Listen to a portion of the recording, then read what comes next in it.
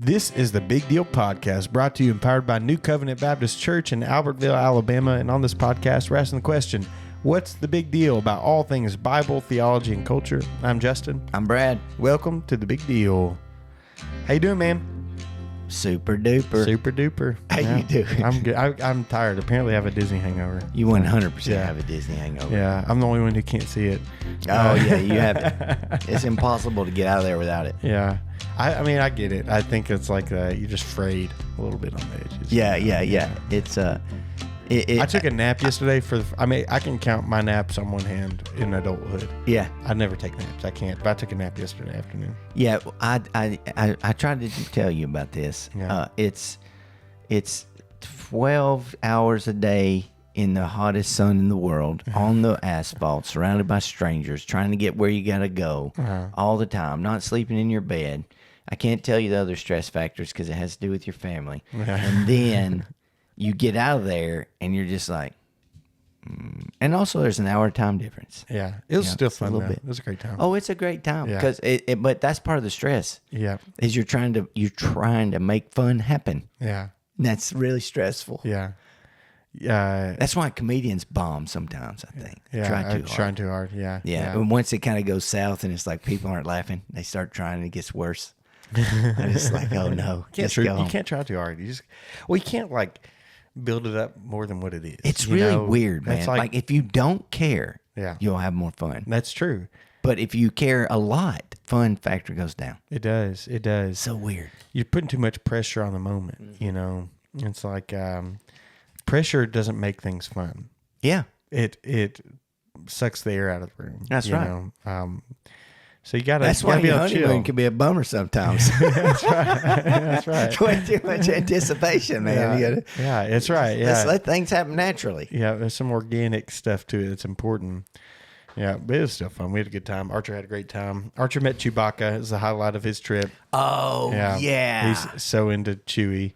And he went and met Winnie the Pooh. The Winnie the Pooh ride was one of his favorite rides. He loved that thing, man. We got to ride it twice. And it just tells the story of the 77 Winnie the Pooh movie, which is his favorite. It was great. He was cackling in it. I haven't seen the Winnie the Pooh movie in a long time. We watch it every morning. Oh. Every single morning. Is that the one that goes, Winnie the Pooh, Winnie the Pooh? Yeah. It's got the little black rain cloud song and all that kind of stuff. Yeah. You know, And Eeyore. Yeah, Eeyore's in it. It's gonna rain today. Yeah. He liked that ride. He liked the carousels a lot. Oh yeah. Yeah, we rode a bunch of carousels. He liked those, and he liked the what was that ride he rode? He liked it's one of the spinning rides. I can't remember which one. Teacups or something? It was something like that. Yeah, he liked that kind of stuff. Yeah. Yeah. And the Minions thing. We went to a Minions thing at Universal's. It was cool. Yeah, he liked that. The scariest ride for my daughter when we were at Disney World years ago. Did you ride the? There's like a basket. I don't even know what you call this thing that you ride on the cable over the Disney World. You know what I'm talking about? Mm-mm. God, it's like a bucket. Oh, is it like a pergola? No, you go through the air. You're like 100 feet off the ground, and it takes you across to another park. Oh, no, we didn't do that. You're in a buggy. Yeah, that goes into Hollywood Studios. We weren't in the resort, so if we were in the resort, and so we were riding these buckets, and them things scared Zoe to death. That's so funny. Man, I've got a picture where, what do you call it? It's live, right? So it takes a picture for like 2 seconds. Yeah. And the kids are smiling in it, but if you hold down the button, we hit some of the rollers at the top, and Zoe's smiling, and she goes, it's like so funny because it scared her to death. That's man. So funny. I'm going to find that and show it to you later. Yeah. Evie was into all of it. She's a roller coaster tycoon. Roller coaster. Yeah, she loved them. Yeah. Yeah. She liked all of them. She didn't ride a roller coaster she didn't like. I don't know if I've ever ridden one. I don't like some of the wooden roller coasters at Six Flags anymore. Can't do them. It's too rough. Man, they're awful. Yeah. Now, you give me a smooth one like Goliath, I'll ride it all day. Oh, yeah. But if you're like trying to rip my head off, I think it has to do with the fact that I weigh, I used to weigh almost 200 pounds, but not anymore. Hey. But like, I think weight matters. Yeah. Like mass. Yeah. And so when that thing is going, Well, because it's rough. You have like probably half the cartilage you used to have. I'm half the man I used to be. Between your bones. Probably, your man. bones just smacking around each other. Well, the force on 80 pounds is not as much as the force on 200 pounds. Yeah. It's just, if they're both moving at the same speed. I figured this out chasing a baby goat the other day. Okay. My daughter won baby goats at the auction. Do you know this story? No, I didn't know that. Okay, so I went to the cattle sale, except it's for goats and sheep, and I sold a sheep.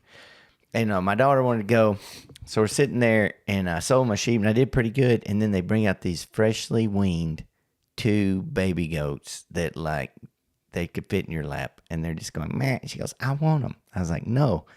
I said, it was your money. So she starts bidding. Hey, but she's going, yep. Yes. In front of all those people. And it's just her and this one other old guy bidding, right? And she like looks at him and giggles, and he just waved it, and he was like, you can have them. So she got those goats cheaper than anybody got anything all day by using her feminine wiles. We bought 2 baby goats for $60 a piece, and they are escape artist turds. Oh, yeah. They're awful. I spent 2 hours yesterday sprinting through the woods trying to catch that stupid goat. Dove finally like a linebacker and caught that thing. I'm cut all to pieces on my legs because I was in my shorts. Yeah, but I'm slightly faster at a full sprint than a baby goat. Every time you talk about farming, man, it makes me not want to ever do that. Well, this is why farmers are so strong, because they do dumb stuff all the time. Yeah. So this baby goat is, I can't tell this. One of the baby goats is so bad. It's banded. Do you know what that means? No. Oh, no, I do know what it means. They put a rubber band at the top of his gonads. The scrotum. Yeah, so that he'll be sterile unit. Yeah, they'll like fall off or something. They will fall off. Well, this one's is about to fall off. Oh, gosh. And I'm running behind this thing at full speed. And I'm thinking, every 10 feet, I gain 3 feet on this goat. And its sack is about to fall. Oh, and I'm thinking, this is going to be like Mario Kart where they shoot that turtle at you when you get too close. Oh, no. And I'm going to step on that discarded scrotum and just go, whoop, and be gone, man. But, so, I'm getting to the point earlier. So I'm running after this goat, and, man, right when I'm about there where I can do a linebacker tackle, it cuts right.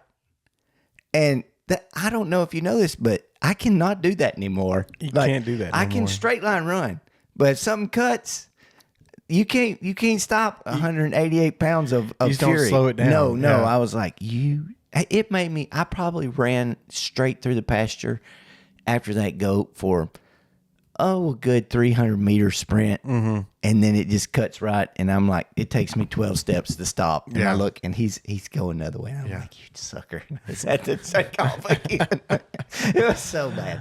I did catch it, though. Yeah. And Zoe was supposed to be helping me. She had on these big rubber boots, and we were yelling at each other, and it was hot. I did catch the goat, though. There you go. And that was a great moment of triumph for us. Yeah. You got any Memorial Day plans? No. Do you? It's our anniversary. That's cool. Happy anniversary, baby. Yeah. Oh, you meant like you and Steph's anniversary, not ours. Oh, okay. What about, we got a wedding. Mm-hmm. Joe and Brienne. Shout out Joe and Brienne. Yeah. Saturday. Getting married up. Well, y'all are already kind of married, but. Yeah. This is your ceremony. We're doing their ceremony Saturday. It's going to be fun. Yeah. I'm going to say, do you? I'm going to hope to go. We hope we're going to be able to go. We got to get a babysitter figured out. I'm going. Yeah, I can't babysit. Are you doing it? Yeah, I'm doing it. I'm officiating. Yeah. Yeah. It's gonna be awesome if I get to go. Yeah. Oh, we're gonna have fun. It's gonna be a good time. Yeah. I can't wait. But yeah, so that's my plan for that day. And then Sunday I'm gonna preach. Yeah, preach. And then Monday I'm gonna sleep late, like 8:00. Nice. I'll never make it. I could never sleep to 8. I did it one time. If I slept to 8, I was up until 6. Yeah. Yeah. Well, all right. Let's get into the book of Numbers. We got through chapter 6 last time on the podcast, and we're going to start chapter 7 and kind of go through some stuff. We're going to cover a lot today because there's some stuff that gets repeated, and we're not going to rehash all of it. and a lot more numbers and censuses and offerings and things like that Yeah. you probably don't have a question about if you're doing your own Bible reading on your own. Hey, here's an important thing. Go. It's not that big a deal. What's not that big a deal?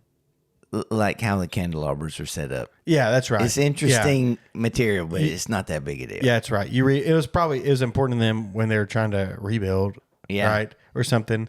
But like, it's nice to see God's attention to detail. But yeah, when you're doing your Bible reading, that's probably not what you're asking. What the big deal is? It's not going to help you in your relationship with your mother-in-law or something. Yeah, I mean, yeah, and not everything in the Bible will. No, right? I don't know if anything in the Bible will.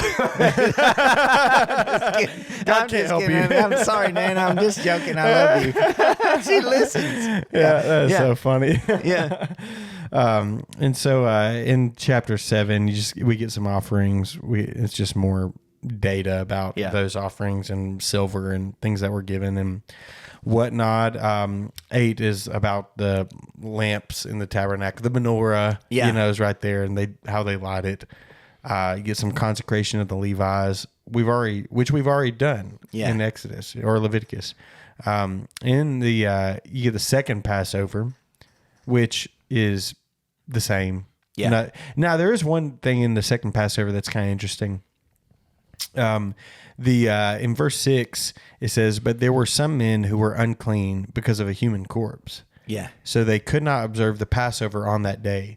These men came before Moses and Aaron the same day and said to him, 'We are unclean because of a human corpse. Why should we be excluded from presenting the Lord's offering at its appointed time with the other Israelites?' Moses replied to them, 'Wait here until I hear what the Lord commands for you.' Then the Lord spoke to Moses, 'Tell the Israelites, when any of you or your descendants is unclean because of a corpse or is on a distant journey, he may still observe the Passover over to the Lord. Such people are to observe it in the second month on the 14th day at twilight. They're to eat the animal with unleavened bread and bitter herbs. They may not leave any of it until morning or break any of its bones. They must observe the Passover according to all its statutes. But the man who is ceremonially clean is not on a journey and yet fails to observe the Passover is to be cut off from his people because he did not present the Lord's offering at its appointed time.'" So it's just kind of interesting that there's some provisions made, if you're away or something, or if you're unclean. Passover is more important, right? Yeah. I think that's interesting. What do you think? I think that's great. Yeah, that's right. I think it's one of the few examples in the entire Torah where somebody brings a complaint to Moses and they were right. Yeah. The next part is also interesting. Yeah. If an alien resides with you from planet Mars. Planet Mars. Yeah. They don't go on Martians. Yeah. It means an immigrant resides with you and wants to observe the Passover to the Lord. He is to do it according to the Passover statute and its ordinances. You're to apply the same statute to both Israel, the resident alien and the native of the land. Mm-hmm. And so it's like a provision to bring in the immigrants. Like they can do it. They can worship the Lord like that. Yeah. Sometimes you read, or it's not necessarily that you read, it's just a presupposition people have about Israel, about its exclusivity as the people of God. Like no one else was allowed to be the people of God. Yeah. And that don't really fit the narrative, for places like this. It's not, the reason it's confusing is because Israel's not just an ethnicity, it's a faith. That's right. And dispensationalists could really stand to understand that. What Israel said, it's one of the most complicated, things in the world in a sense, because Israel is a sovereign nation right now. Yep. It's an ethnicity. Mm-hmm. It's a faith. Yeah. Right. It's all of those things and not all of those things at the same time. Yeah. Because the first president of the nation of Israel was a Buddhist. Is that right? Yes. Oh my. Yeah. Yeah. Let me check, make sure. Yeah. But I'm like 98%, but it sounds so absurd, but it's true. Yeah. A lot of people who live in Israel are not even practicing Jews. They're ethnically, descendants, but they don't do Judaism. It is a lot of kind of like a religious liberalism there, especially in like Tel Aviv. So yeah, what does it come up with? Was he Buddhist? It says he was not, that they lied. Oh, okay. It's probably some propaganda against him. Oh, okay. Yeah. But Israel's just kind of funky like that because it has so many in people that there are so many people that have Jewish heritage that don't even know it because of how long the Jews were dispersed. Oh yeah. Like you probably have Jewish heritage. What's the one that they genetically have like a lot of markers for the Ashkenazi Jews? Yeah. Right. Like it's in a lot of people, So, well, then there's a lot of people that might be Jewish in Israel who are not Jewish ethnically. yeah, yep, Yeah, so it gets the reason I bring that up is because in the weird some end times thing, it's like Israel is gonna all the Jews are gonna get another chance before the millennium in the 7 years of tribulation, all that stuff, and it's like, what do you mean? yeah. There's no Jew on the face of the earth who can trace their lineage back to Abraham. Yeah, Not a single person in the whole world. Nobody can do that. And the second thing is, you may have a guy who converted to Judaism who's just a Gentile in like 1920. Yeah. And he has no Jewish ethnicity whatsoever. Yeah. But he would be a Jew. And you might have a guy in 1920 who converted from Judaism to Christianity and had kids, and his grandkids don't even know that granddad was a Jew. Yep. So how do you know? Yeah. It's like, but you got an entire theology based around this confusion of a country versus an ethnicity versus a religion. Mm-hmm. And if you're a Christian, hold on to your wigs and scarves. Judaism, modern Judaism, is a heresy of the highest degree. Yeah. If you're a Christian. Yep. They have rejected the Messiah God sent. Yeah. And are under the just condemnation and wrath of God. Yeah. And it's you get this moment like in Ephesians 2 where Paul says once you are alienated from, he's talking to Gentile Christians, once you are alienated from the people of God in Israel. Yeah. But now you're not. Yeah. Like, and the whole point is like that the true Israel is the church.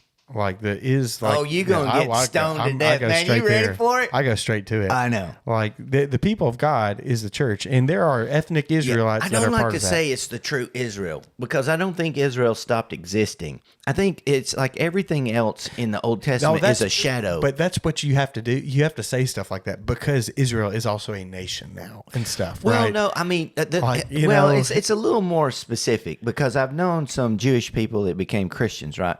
They didn't give up their ethnicity. They're still Jewish. Like they practice circumcision. They'll do Passover in a Christian way. Yeah. So Israel still exists. And when you say true Israel, sometimes Jewish Christians get a little upset because they're like, hey, we're still Israel. You're Gentiles. That's fine. Yeah. But the church is bigger than Israel. Yeah. That's my point. Israel is inside the church. Yeah. The church is every nation. Just like you wouldn't say, you're the true Nigeria or something. You know, there people who are Nigerian Christians are still Nigerians. Yeah. Or Americans or whatever.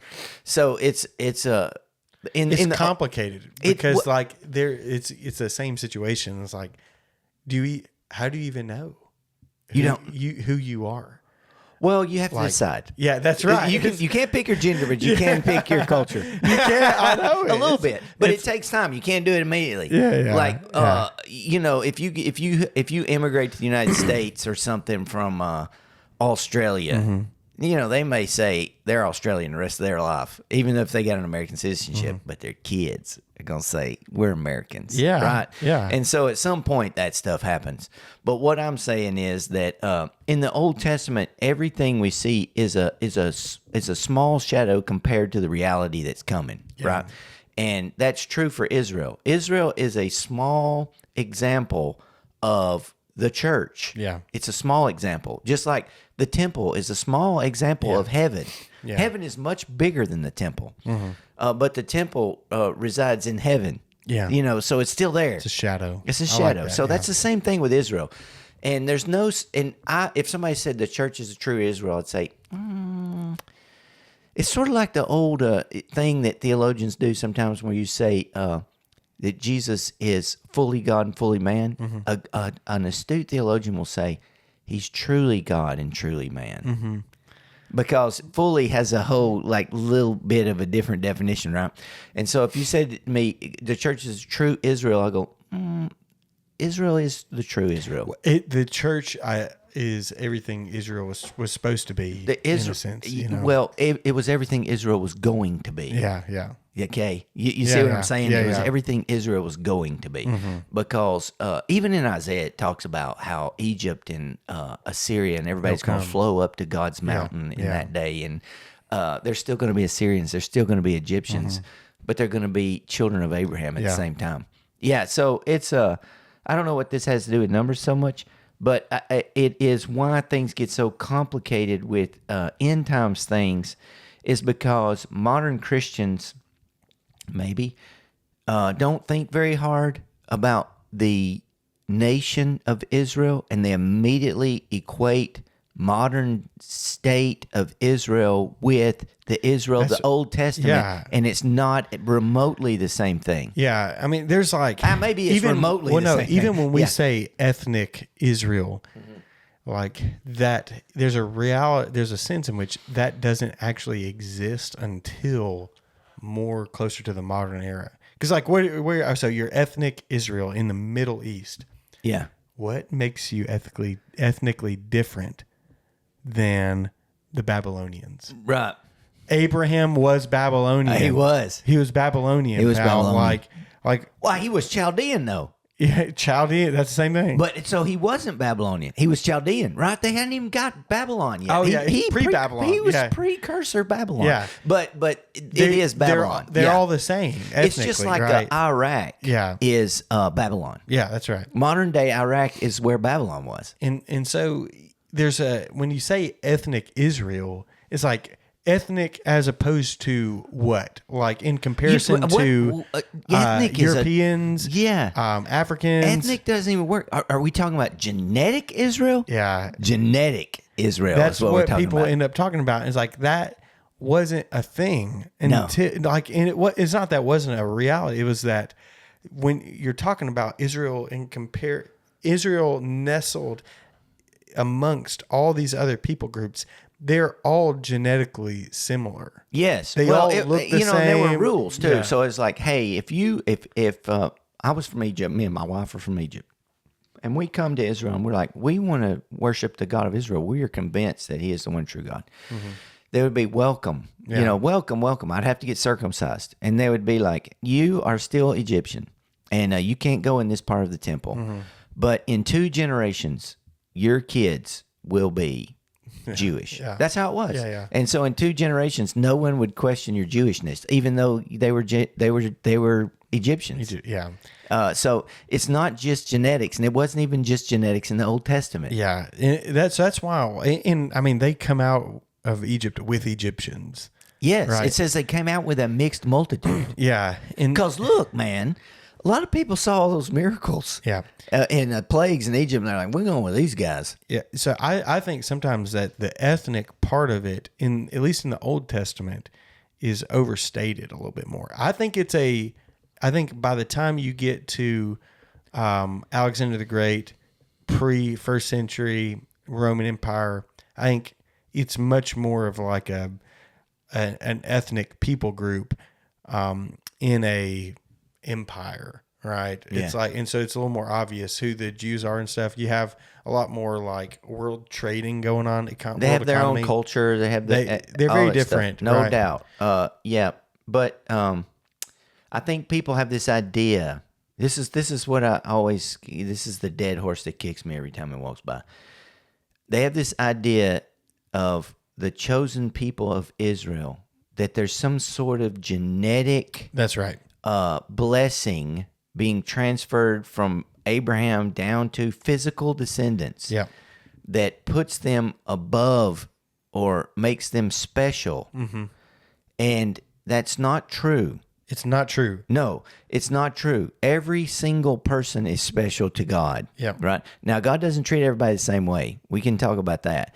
But like, God wants to save the dude in Cambodia just as much as he wants to save the dude in Jerusalem. Yeah. It is a worldwide seeking of God. There's God seeking people all through the world. And a good example of this is Moses. In this story, Moses marrying the Cushite woman. Yes, we're fixing to talk about it. His children were half Cushite. Yes. Which is African, black, right?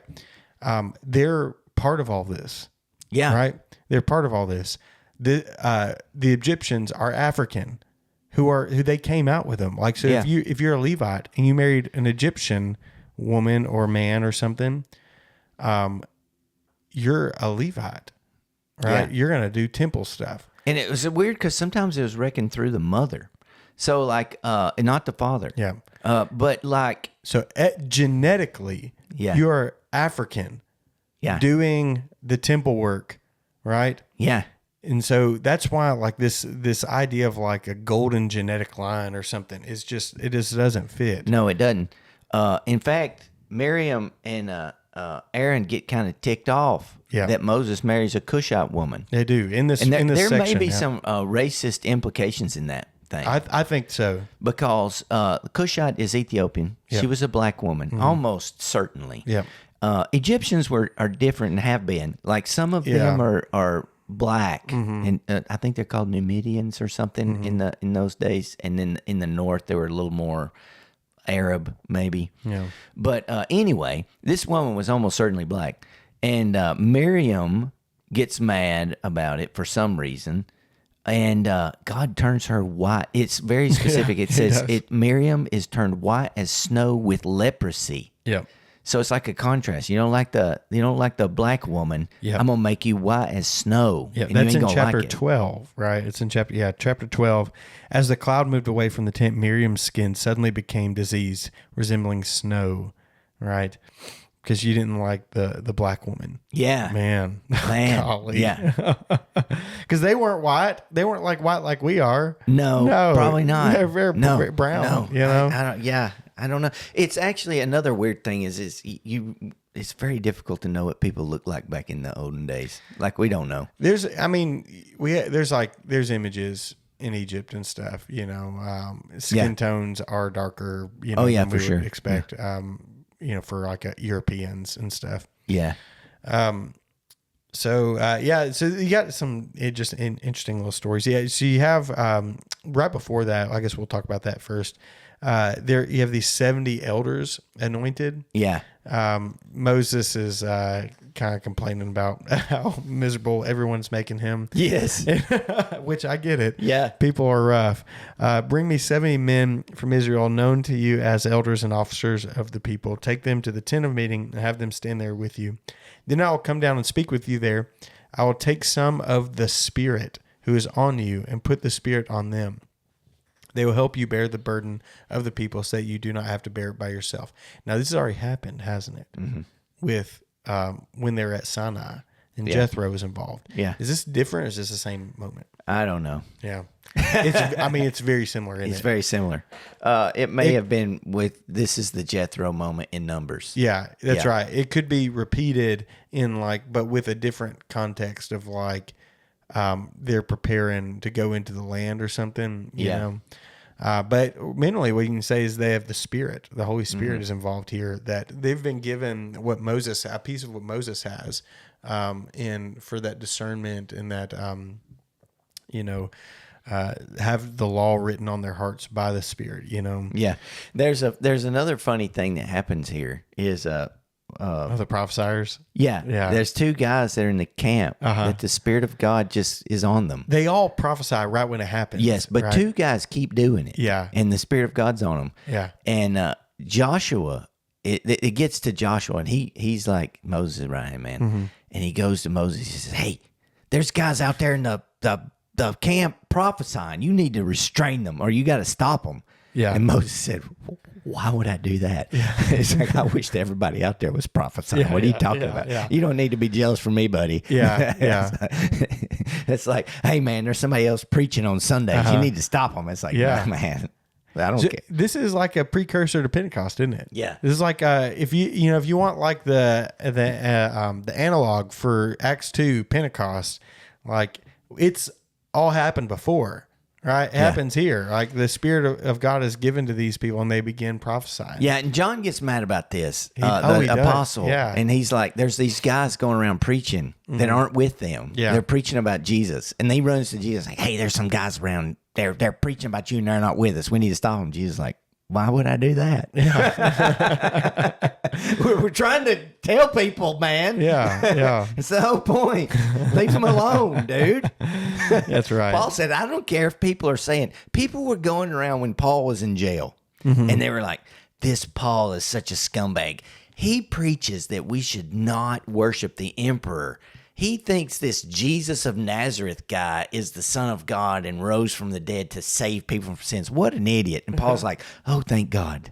They're out there preaching the gospel, even just to get me in trouble." That's right. Yeah, it's like, I don't care if they're trying to get me in jail, man. These guys are preaching the gospel. They don't even know it. They don't even believe it. I'm glad. That's funny.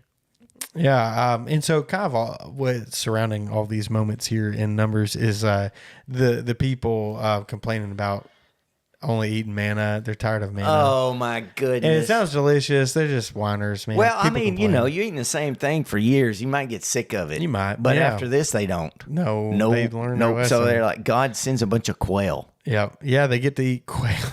and it says, while the meat is still between their teeth, God sends a plague. Yep. You want some meat? I give you some meat. Some rotten meat. Yeah, that's right. And so they get sick, and it's just, I mean, it's the motif is repeating of from right whenever they come out of Egypt of dissatisfaction with what the Lord's provided for them. And sometimes I think we read these stories, we were kind of hard on Israel. Oh yeah, we're sure. real tough on them. Oh, absolutely.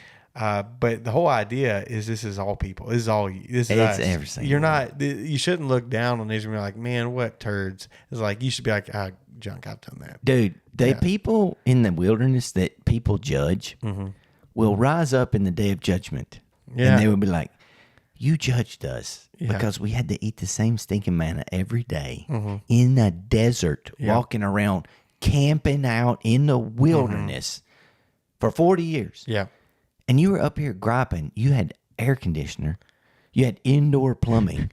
You could go into this room in your house and turn this handle, and hot water would pour out as long as you wanted to stand there. And you were mad at God, and because you didn't have enough money to go on vacation. Yes. I know. It's like you had shirts that when you sweat, the sweat disappeared. Yeah. And your husband that you complained about put on deodorant and smelled like flowers, and you didn't want to be that guy. Do you know how much they must have stunk in the desert? That's right. And they were still having relations out there. Yeah. I mean, it's like, having babies. Yep. yeah, what in the world? Yeah. They'll be like, you don't be too hard on these folks. No. Like, you should look and see a reflection of your own dissatisfaction with the Lord. Yeah. What He's provided you. Yeah. What's funny? It's time to search yourself. Somebody's sitting in their air conditioned room with their Bible, that even the paper that is in this Bible is a miracle. Oh, yeah. Like, look at how thin that is. It rice still don't paper is tear. crazy, It's yeah. insane. Yeah. And they're reading this in the air conditioner on their lunch break, and they're like, man, these people were spoiled. Yeah. My goodness. Well, sometimes that's how it's preached. Like they heard the words of God. Yeah. And like they saw it. Yeah. Right. And that's like and it's kind of preached like if you could see it, you wouldn't be complaining about eating the manna, because you got to see the miracle. And everyone's like, well, I would rather see the miracle. No, you wouldn't. No, you wouldn't do no better. No, you wouldn't. Like, what did Jesus say? Even if they saw a man rise from the dead, they still wouldn't believe. Dude, right? you can With the ask Lazarus people, story. you can say, do you believe that the scripture is sufficient for your life to bring you into wisdom and a closer relationship and knowledge of God? And most Christians will be like, oh, absolutely. Like, how much of it do you actually read? Yeah. And they'll be like, oh, almost nothing. I don't know a squat about it. Yeah. Don't it say somewhere in there that you should love your neighbor or something? Like, that's the extent of their knowledge. It's like, shut up, dude. Yeah. And have you, oh my goodness, people in their lives, like if you think back, I don't know if I've ever seen a miracle, but I don't know that I hadn't. Like some things have happened in my life when I look back and I'm like, man, that's a weird coincidence.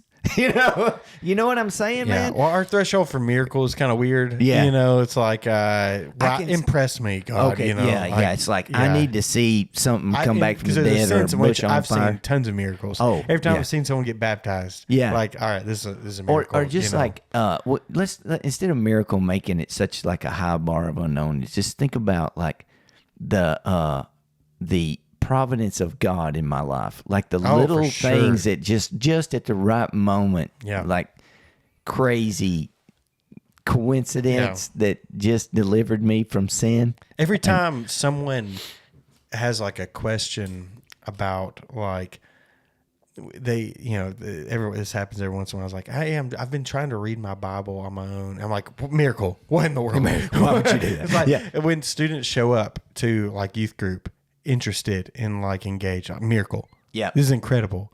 How in the world, man, what would possibly make someone interested in an ancient book like that is kind of difficult to read, especially when they start getting excited about it. Yeah, and they're excited about it. Why would they ever do that? Well, it's because the Spirit of God has transformed them. Yeah, in a miracle, like it has turned their mind. Yeah, and their heart. I think God is active in our lives way more than we think. Yeah. I like to think that the reason I lose my keys is because God is preserving me from a car wreck. It's like if he makes it to this intersection at 8:25, this guy's gonna blow through it and kill him. So that would happen to me every day. We are going to hide his keys for 3. It's going to take him an extra 5. No, let's make it 8 minutes. He's going to look, and they're in his pant pocket from the day before. And let him remember that after 8 minutes, And it's like, oh, there's my keys, and you're all mad, and you run out, and you're like, I'm sorry, I'm late. And you didn't know. It's like God's like, saved him from that car wreck. He's having to direct traffic up there, man. It's a big deal. Well, minimally, those things you can think of like, there's an opportunity for me to be frustrated. An opportunity for me to have patience. Yeah. And I just learned a little bit of patience. Oh, maybe. That's a miracle. I don't know if I ever learned There's anything. You know who Rob Bell is? Farewell, Rob Bell? Yeah. He's crazy dude, honestly. Is he now? Oh, yeah. Rob Bell? Oh, yeah. He was like a... God help him. What did he start teaching? He wrote Velvet Elvis or something. Yeah, and got famous. He started teaching Had a weird big stuff. Church. Yeah, I don't know, man. Emergent church kind of stuff. I hope he knows Jesus and he's at peace. One time he says, I don't know what he believes. I don't either. But one time he said something, and he might not have even meant it in the sense that I took it in, but he said everything is spiritual. Yeah, and I was like, that has always stuck with me. Yeah, and it's like that's true. Yeah. Everything is spiritual. Like there is nothing outside the prerogative of God's Spirit and what He would do for your good in His glory, right? Yeah. And that's kind of the idea of Romans 8, that section there. And so it's all spiritual, man. It's all miracles. That's what I was thinking when that German Shepherd was trying to rip my arm off. I thought, this is from the Lord. I should accept this. What am I supposed to learn here in this moment? Everything is spiritual. That dog had a demon. But anyway, it's weird, man. I don't know. I can't wait to see like the veil pulled back in my life. You think you get a highlight reel maybe? No, I think you can watch the whole thing. I think it'd be like a movie. That's not in the Bible, folks. No, it's not. This is made up speculation. But when the Bible says we've entertained angels unaware, and many have, it says. And there's like this idea that there's this thin veil that separates us from the spiritual world. Mm-hmm. And it's quite possible that we're surrounded. This is not in the Bible, but it's quite possible, I would say even probable, that there are a lot of supernatural things going on around us all the time, every day, of which we have no awareness. Yeah. And so like we're going through it, we're like, man, my life is so boring. Nothing's ever happening that's going on.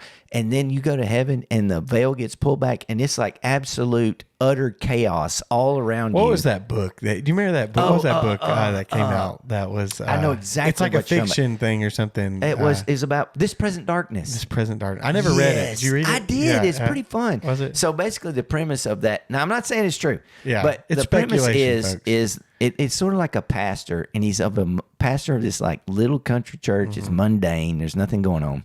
that he can see.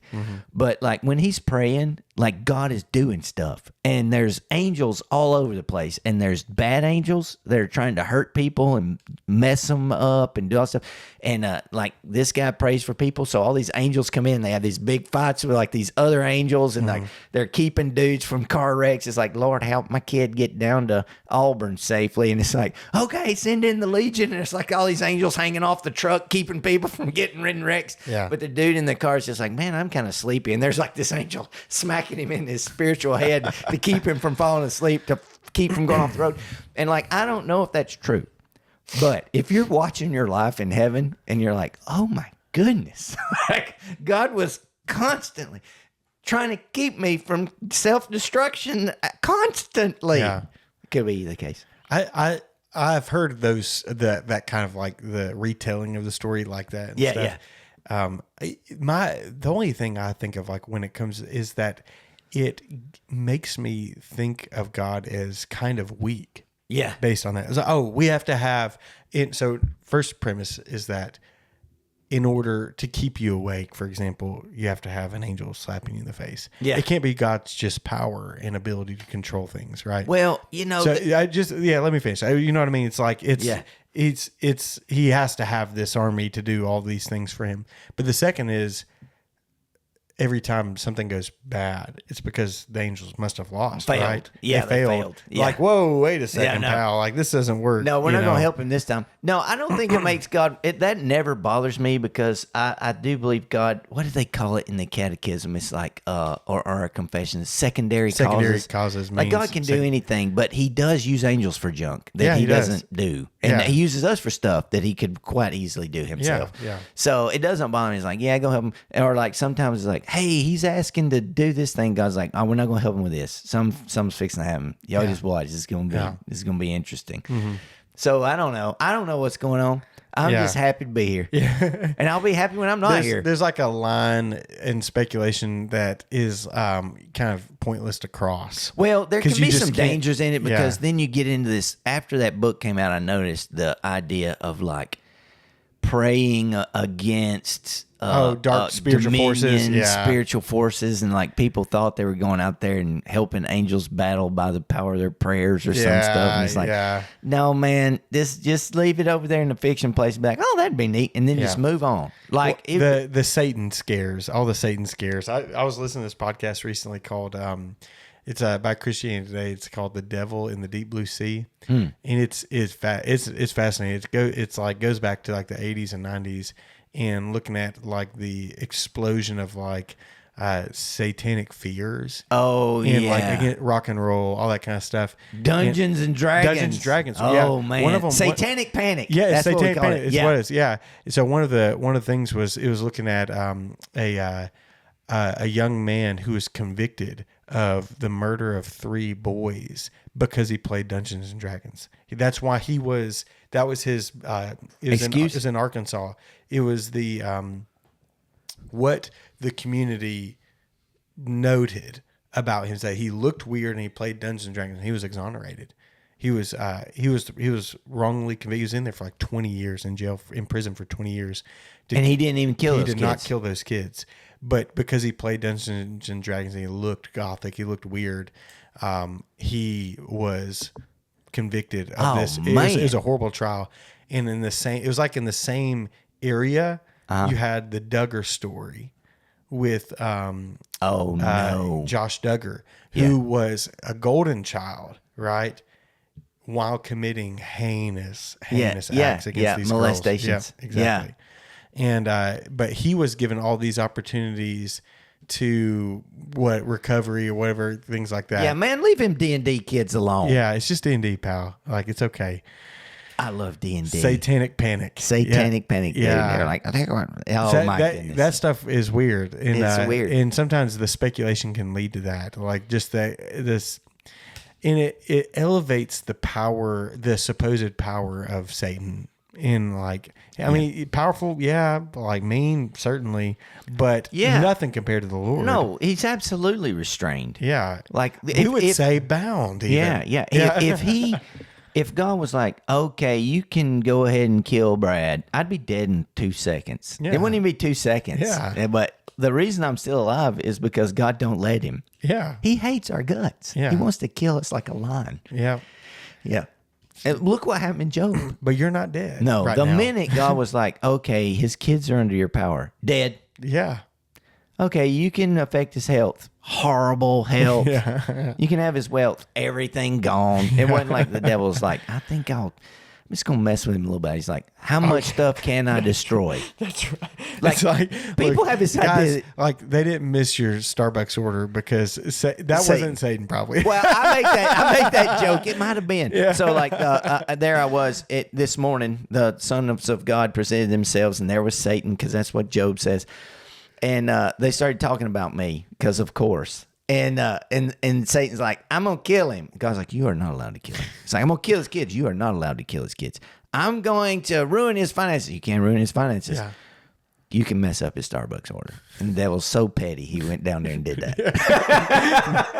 Maybe He's like, oh, they're not going to give him the whipped cream.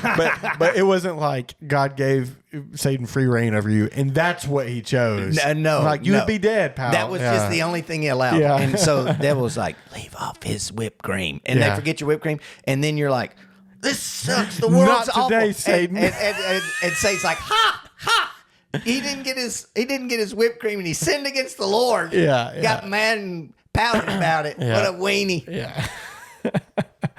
Oh man, we're on the tangent. We haven't done any of the things we planned on doing. I know it. Well, we hadn't talked to each other in 2 weeks. I know it's been a while. Yeah. And then before that, it was a month, 2 months, because you were gone. It was not. It was 2 weeks. It felt like it was 2 months. It's because your love for me is so great. You were gone for 2 weeks. I felt like it was 2 months. I was gone for a week, and you're like, "Oh, hey, Justin, you're back from yesterday." Well, that's because I have the memory of a goldfish. Yeah, okay. Every time I I swim love over the you castle, more than you love me. Yeah, every time I swim over the castle, it's a new castle. I'm like, oh, what's that down there? What's that down there? Yeah, That's funny. So let's I guess we'll finish with talking about the scouting of Canaan. So you get to this. Yeah. This is kind of a pivotal moment for. I want to say this. Oh, though. what else do you want to say? Numbers 12:3. Now the man Moses was very humble, more than any man who is on the face of the earth. And supposedly he wrote this himself. Well, this might be one of the fill-ins. Yeah, you know, it may have the been. editors filled this in. Compilers? Yeah. So in the Hebrew, there's like a pattern to put in what they call parenthetical notes, right? Yeah. So in parentheses, right? And the now he was. Don't fall off your chair in there that we don't believe in the inerrancy of Scripture. Yeah. But this is almost certainly obviously true. Yeah. Because there's things where they go to certain cities and they'll be like, he went to Luz, which is today called Bethel. Well, who wrote which is today called Bethel? That's right. And at the end of Torah, spoiler alert, Moses dies. Yeah. And it gives detail on how he dies. He goes up on the mountain and he dies, right? Yeah. And so how do you explain this if Moses wrote it? Yeah, and right. some of the rabbis said as he wrote it, he wept. Yeah. Yeah, he's like, oh, dang, Yeah. I'm fixing to go die. You know? It's like, whoops a daisy. Yeah. Or somebody like Joshua or somebody in the time of Ezra when they compiled this thing. Because although we have this in Hebrew, right? Mm-hmm. The Hebrew that we have it in, the Masoretes wrote, this is definitely not the Hebrew that Moses knew. Yeah, certainly. Yeah. No, we know that it was a different kind of Hebrew. Yeah. So then you got to ask, well, when was the inspired Old Testament written? And the best guess around Ezra, Nehemiah time. Yeah, it's finished then. Mm-hmm. You know, it goes through the language change. They adopt the square letters script. changed. Yeah.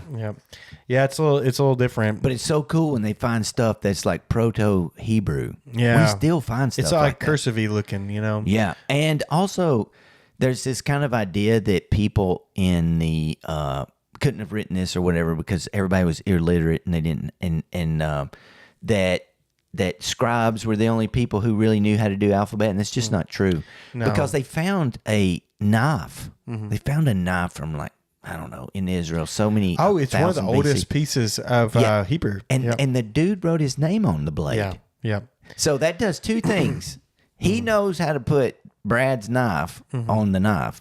And he expects that if he drops it and you see it, you'll be Someone like, else. oh, that's Brad's. Yeah.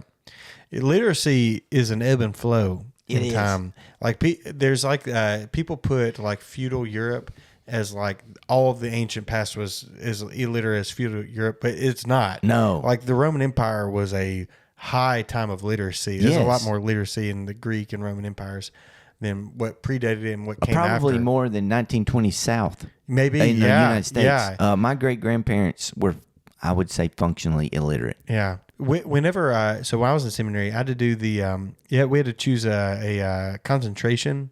Yeah. And my concentration was in New Testament, what was it? Context, New Testament context. And so one of my classes, we read, we read notes and email, basically ancient email, on that they had, like, we have like this massive library of all these little notes that people would send each other. Some of them are hilarious. Too. Yeah, and it's all like random boat maker he just moved off to another city and he writes back to his parents, praise, and they're pagans, praise Zeus or whatever. I made it here, mom and dad, everything's fine, I'm getting to work. He's just a random guy. Yeah. It's not. Have you read the one with I think it's a Babylonian kid at school, and he's griping about his robes? No. Oh my gosh, it's hilarious. Oh, It's like a teenager in 2025. He's Mom and Dad, I'm here at school, and I'm so glad that you're healthy, but all my friends have new robes, and clearly you don't love me because you sent me this hand-me-down robe that Mom made, and it's not a robe like my friends have. Yeah. Like, it's 100% like that, dude. Yeah. I'm dead serious. People I was like, are the same. teenagers have not changed in 6,000 years. Yeah. This little spoiled punk. It's like, even though we have more money than all of my friends, I have this crappy secondhand robe while all my friends have the new Jordan robes. Yeah. So literacy, they were more literate. It wasn't like all medieval Europe kind of stuff. No. Why were we talking about that? Because So in chapter 12, when he says, "Now Moses was a very humble man." In the Hebrew, it starts with this "now." Now he was in a lot of translations. You'll see this in like you'll see it in NET, NIV, NLT, NASB, King James. It will literally put this in parentheses because it's a way to say this is the editor, like speaking about the passage. It's scripture. Well, you know what else is in there? I think the Cushite woman comment. It is. It's also a narrative. It does the. Well, it has. I forgot what it's called. I don't know. It's been a long time. It is. It's like it's in verse 1. Actually, it's a little bit of a third wall breaking or something. It's like, now, dear reader, this is what was going on. Yep. And that's literally in verse 1. Is when that happens in chapter 12, verse 1. So spies. Yeah. Back to the spies. So they're going into the land of Canaan. They're maybe the most famous story in the Torah. Possible. One of so them. Many. It's just one of them. It's an important one. When you think about all the stories of the Torah that are just absolutely famous today, that people take for granted how it shaped the thoughts and even literature, it's unreal. Like the burning bush of Moses, the Exodus, the idea of an Exodus. The hero's journey is Moses. Splitting the Red Sea. Yes, all that stuff, man. Wow. Anyway, this is the spies, and it's one of the most famous. Yeah, so they send 12 spies into the land of Canaan, one from each tribe, right? Yes. And they're supposed to scout it out and basically in order to prepare for the invasion, right? They're going into Canaan to conquer. What tribe was Caleb from? Caleb was from Judah. Yep. Well, what's Joshua? Joshua is also from Judah, but Joshua didn't go. I thought Joshua and Caleb went. No, Caleb went. Joshua just stuck up for Caleb. That's right. Yeah. He was just Moses' right hand man. Yeah. And so Caleb goes from Judah. And so here's the names of the men sent to scout the land. And Moses renamed Hoshea, son of Nun, Joshua. Oh, wait a second. Where's Hoshea, son of Nun? Is he in here? Yeah, that's Joshua. Did he go too? He did. Oh yeah. He's from Ephraim. He's an Ephraimite. Okay. I thought he was Judah too, though. That's why I got confused because I knew Caleb was Judah. Yeah, Caleb is Judah, and Ephraim is so Joshua. every tribe got somebody. Yeah, I was looking for Joshua, but the last verse it says that. Yeah, so he had two names. Yeah, that's right. Joshua's name was Hoshea at first. Yeah, Weird. Yeah, and it still wasn't Joshua. Hosea. It was Yeshua. Yeah, yeah. Because they didn't have J's. Yeah, that's right. His name is Jesus. Yeah, Hosea to Yeshua. Yeah. It's very similar in it. Yeah. Maybe Moses had gotten to that age where he mispronounced everybody's name, and you know what I'm talking about? Yeah. Oh, yeah. The Kovics. Yeah. Walmarts. Old people start doing Aldi's. They just so it's like Yeshua, and it's like Moses. It's Hosea. And he's like, Yeshua, come here. Come here, Yeshua. It's like it was like 95 years old at this point. Yeah. Cut him some slack. Anyway. So they go up this way to the Negev, then go up into the hill country, see what the land is like, and whether the people who live there are strong or weak, few or many. Is the land they live in good or bad? Are the cities they live in encampments or fortifications? Is the land fertile or unproductive? Are there trees in it or not? Be courageous. Bring back some fruit from the land. And so they go up there and they scout, and they bring back a branch with a single cluster of grapes, right? And it's after in the 40 days of return. And so what were you expecting? All right, we're expecting ready to go, pals. Ready to go. Yeah. I heard a pastor one time preach a sermon on this, and his sermon, and it was kind of a sermon. In the old days, people used to steal people's sermons and nobody cared. But it was called Who Ate the Grapes? Oh, okay. Who Ate the Grapes? When they brought back this vine, these grapes laden down like watermelons on this grapevine. He was like, who ate those, man? And it was a great sermon. Yeah. He was talking about how they were all complaining about how terrible the land was while they were sitting there munching off the bounty they would never know because they wouldn't go, even though they had the evidence on their shoulders. It was a good sermon. That's right. Yeah. And who ate the grapes? And you read that paragraph, those two paragraphs, and you're like, okay, they're heading in. Yeah. But then you get this report, right, that comes back. They brought back a report for them in the whole community, and they showed them the fruit of the land. Oh, this is going to be good, right? We went into the land where you sent us. Indeed, it is flowing with milk and honey, and here's some of its fruit. However, the people living in the land are strong, and the cities are large and fortified. We also saw the descendants of Anak there. Uh-oh. Yeah, the Amalekites are living in the land of the Negev. The Hittites, Jebusites, and Amorites live in the hill country, and the Canaanites live by the sea and along the Jordan. Then Caleb quieted the people in the presence of Moses and said, let's go up now and take possession of the land because we can certainly conquer it. But the men who had gone up with him responded, we can't attack the people because they are stronger than we are. So they gave a negative report to the Israelites about the land they had scouted. The land we passed through to explore is one that devours its inhabitants. And all the people we saw in it are men of great size. We even saw the Nephilim there. The descendants of Anak came from the Nephilim. To ourselves, we seemed like grasshoppers, and we must have seemed the same to them. Right. And so they get all scared, and I guess these they are big saw dudes. some big guys or something. They saw some big dudes. Yeah. Yeah. And so it's kind of up. What's debatable about this situation is if they actually saw them or not. Or if it was as bad as they said. Yeah. Is it that there are these really large challenges that the Lord will help them conquer, or are they just fearful people who are lying, right? Yeah. And so, I think that's true because Caleb didn't say, no, it wasn't. No. He said, oh, we got this, but though. we can do it. We can still do it. Come on, let's go. That's right. The part that gets funky is the Nephilim, though. Yeah. It's like, how? Yeah, how? We've had a flood. We've already had a flood, Yeah. Well, I don't know, man. It's kind of weird because Goliath shows up and he was one of those dudes, and he was 9'9". Yeah. And according to the measurements. Yeah, that's right. Like his head was 3 inches under the rim. Yeah. And so there's just something you have to do with these things. And it doesn't matter. Okay. This does not matter. This is not a big deal at all. But the explanations that are given are basically that your options are, you have three options. One of them is that the whatever flood that came it didn't take out everyone. Yeah, it wasn't worldwide. It wasn't worldwide flood because there are descendants from still Nephilim running around. Right. So that's an option. Option number 2 is those whatever Nephilim are can happen again. Yeah. Right. And number 3 are that they are lying. Yeah. And they're just fearful, and they have that as a story, right? That they're landing on.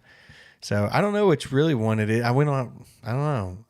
But I think you can't really say it's all a lie because you do have the Goliath situation. Yeah. You do have and Goliath had 6 brothers. Yeah, that were also crazy. It was big. a thing, right? Yeah, it was a thing. And so it's you either end up with the no worldwide flood or it's something that can happen again. Yeah. Right. Yeah, because the whole Nephilim thing comes from that weird spot in Genesis where it's 6, like the sons of God and the daughters of men, and they were giants in those That's days. right. And stuff. And if it can happen again, then our options back then were the sons of God are the sons of Seth. Yeah. Right. The sons of God and the sons of men are like Cain. Exactly. Daughters of men. Yeah. Daughters of men are like sons of Cain, which means that these were not like supernatural-ish kind of large creatures or anything. So that's there was some funky stuff going on. But it removes that as an option. And so this makes the Nephilim be this weird spiritual angel human hybrid thing. Yeah. I just think we got some weird stuff going on in the early days because it said these were heroes, men of renown. Yeah. And this is contemporary with stories like Marduk and stuff like that. Yeah. These wild hero god men running about on the earth. It was, I don't know what was going on, but maybe we got a whole eternity. I was going to say this doesn't matter, but it does. Like if you're curious about these things, this is part of the conversation, right? If you're wondering, it doesn't have anything to do with Jesus, okay, in the gospel.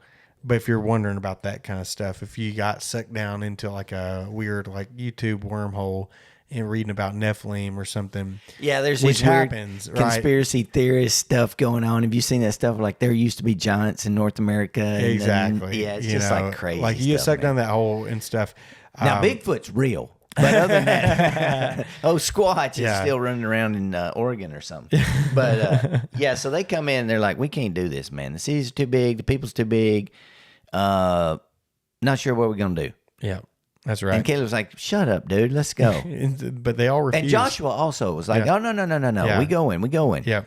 But the rest of Israel, they don't want to go. And so you have this pivotal moment where they are cursed into the wilderness, basically, to wander for 40 years, that this generation of adults will not enter the land. Their children will, but they won't, right? And so he says in verse, in God's judgment, when God judges them. Look what they did, though. Would that we had died in the land of Egypt, or we would have died in this wilderness. Why is the Lord bringing us into this land to fall by the sword? Our wives and little ones will become plunder. Would it not be better for us to return to Egypt? Let us appoint a leader and return to Egypt. They were like, we're not going to follow y'all no more. And so Moses gives them what they asked for. Yeah, he falls on his face. You're not going to go into not Moses, the Lord gives them what they asked for. You're not going to go into the land then. But Joshua and Caleb tear their clothes. Yeah, they do. And they're screaming, like running around going, no, stop being stupid. We can go. Let's go. Yeah. Don't rebel against the Lord. They will be our prey. Yeah. Don't be afraid. And then the congregation was going to stone them with stones.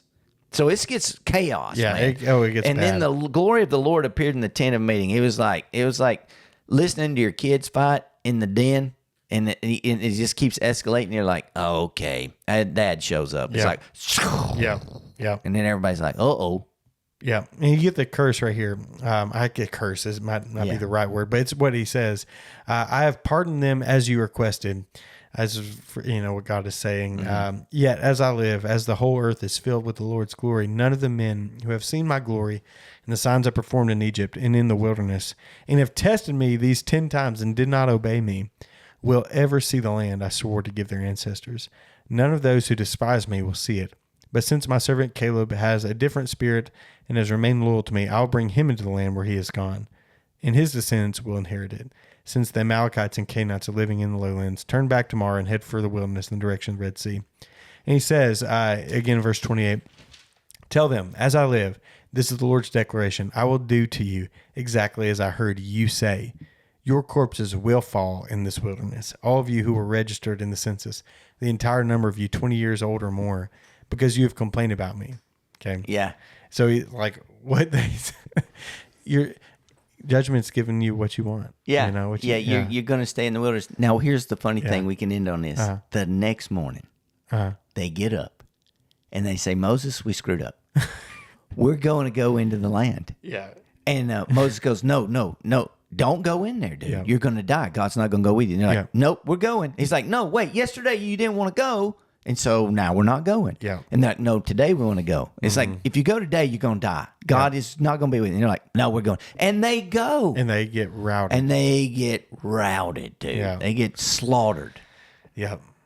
You can't make people happy. You can't do it without the Lord. No, you can't. And you can't make people You happy. can't make people happy. No, it's just like, hey, yesterday I was coming back from somewhere and I thought, I want Taco Bell. And then I got back Taco Bell and I thought, man, I don't even want Taco Bell. I think I want sushi. So I went to Food City and I went in there and I looked at their sushi and I thought, I don't want to pay $25 for sushi. Yeah. I'll just eat at the house. So I got me some potato chips and I went to the house and I thought, man, you know what I'd like to have? What? Some Taco Bell. And I was like, and I was fixing to get in my car and drive back to Taco Bell. And then I thought, I missed it. Like the children of Israel going into the land. I missed my opportunity. The stakes are a little bit lower. I am going to eat. I'm going to eat leftover chicken breast and some crackers, whatever. And this is my punishment for being such a finicky dude. Just like Israel. Yeah, just like it. Just like it. Yeah, so it's a big moment in Israel's history. The rest of the book of Numbers is basically the culling of Israel. Oh, my goodness. And that's what happens here. Plagues and death and horror. Yeah. Although God was still with them. Yeah. Still gave them manna every day. And what's interesting is it says their robes and their sandals never wore out in 40 years. Yeah. And even your Birkenstocks don't last that long. Birks. My wife and daughter can wear out a pair of Birkenstocks. Yeah. Apparently, It's wild how they've come back in. The Birks were in when I was in middle school or high school or something. They were in when I was in college in the 90s. Yeah. That's when they first came on the scene, man. Yeah. I called them my little earth muffins because they had the old ones had like a solid front. Yeah. Looked like a slipper or something. Yeah. And but you got to be careful with them things, man. They get to stinking. I've never owned a pair. Never had a pair. They might have fixed that, or maybe I just got the stinky feet. But You man, got stinky feet. You always talk about how awful your shoes stink. I know. I don't know. My shoes don't stink. Man, if my shoes ever get wet in the rain, you said it's over. It's over. I can wash my shoes and they're fine. I don't know. Man. You got weird feet. I got odor. some stinky feet. Yeah. I don't know. Well, that's all the time we got, man. We've been going for a while. Let's get out of here. These people are sick of us. Yeah, so sick of us. Next week we'll get you a better one. Yeah. Trust us. Come back. Yeah, Please come back. All right. Thank you all so much for listening to the Big Deal Podcast. We'll see you later. See ya.